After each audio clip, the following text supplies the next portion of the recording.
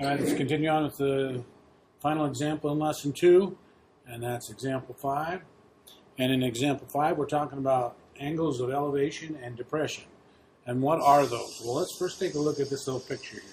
I've got a guy standing on the ground and a hot air balloon up in the air a long ways away. Well, the person on the ground has a line of sight straight along the ground.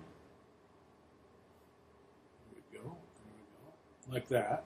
And the person in the balloon has a line of sight parallel to him. Okay? So that they're looking straight out, and straight out, that's what they're looking. But if they're looking at each other, we have a line of sight. And look what we have here. We have two right triangles. One that comes out and down, one that goes over and up. Okay? This angle is called angle of elevation. And this angle is the angle of depression.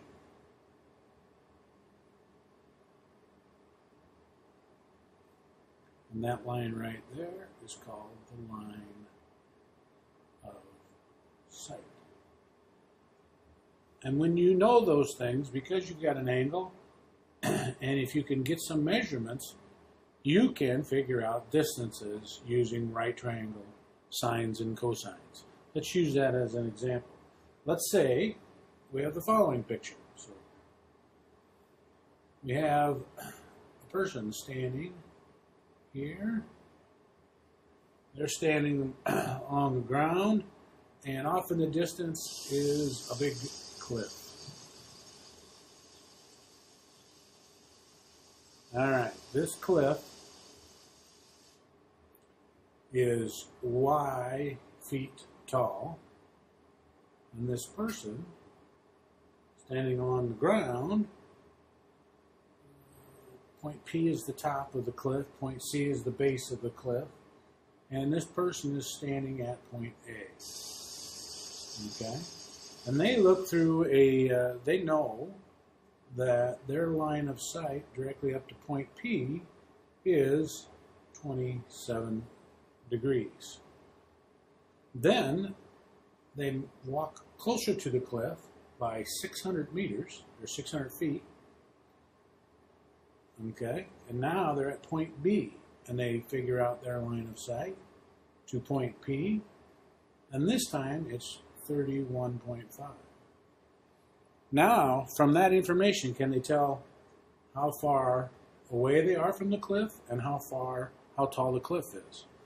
Well, yes, they can. Okay? They need to find y to find out how the cliff is. But to find y, let's first find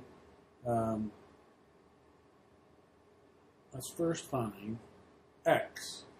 Okay? So, what do we know? We have two different triangles here where we know something. We know the tangent of angle A is equal to its opposite. There's angle A. Its opposite is y over, and what is that? What is the bottom there? 600 plus x.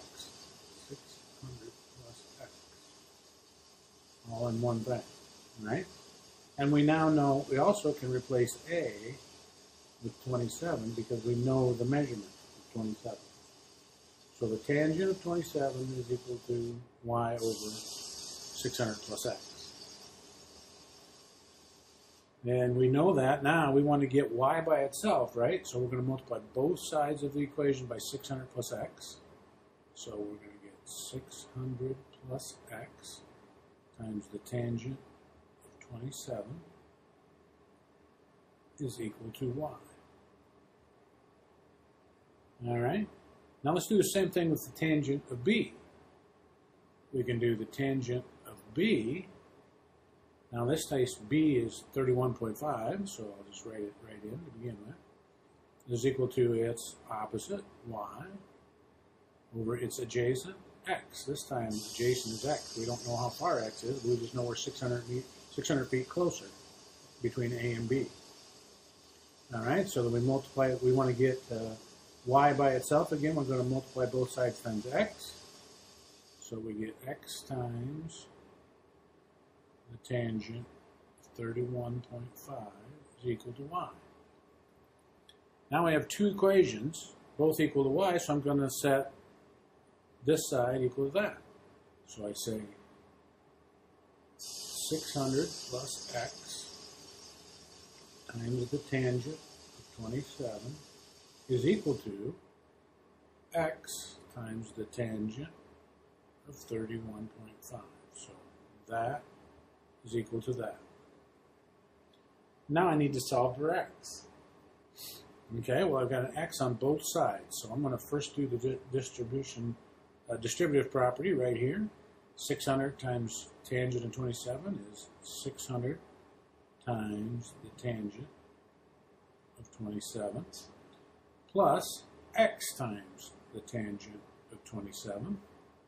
So I've just distributed the tangent of 27 into the 600 and the x. And this side is still x times the tangent of 31.5.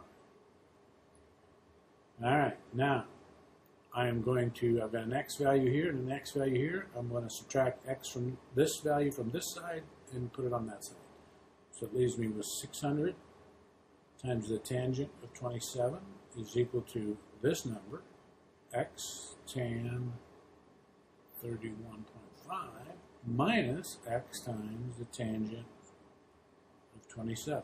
Once again, I subtracted x times tangent of 27 from both sides.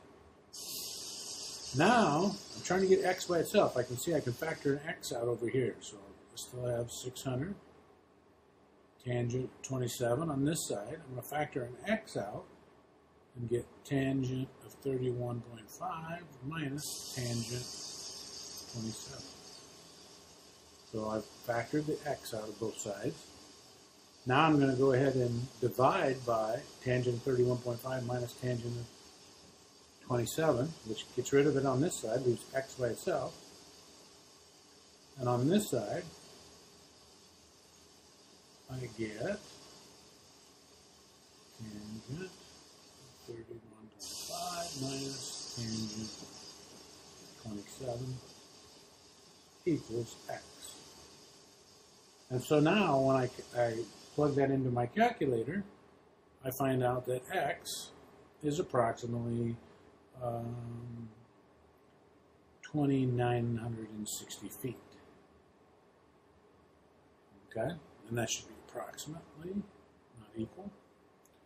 All right, and so now I say to myself, well, that's good. That gives me this value right here, and I can now calculate how far away I was from the cliff. But I'm trying to calculate how tall I was.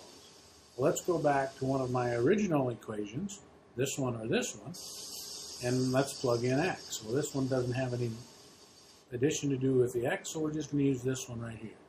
So we're going to say, copy down x times the tangent of 31.5 is equal to y. And we're going to substitute in our value that we calculated for x. And the value that we calculated for x is 2960.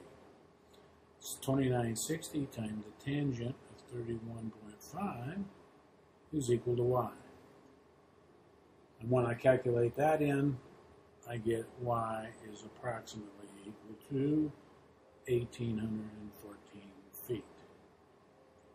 And there is how tall the cliff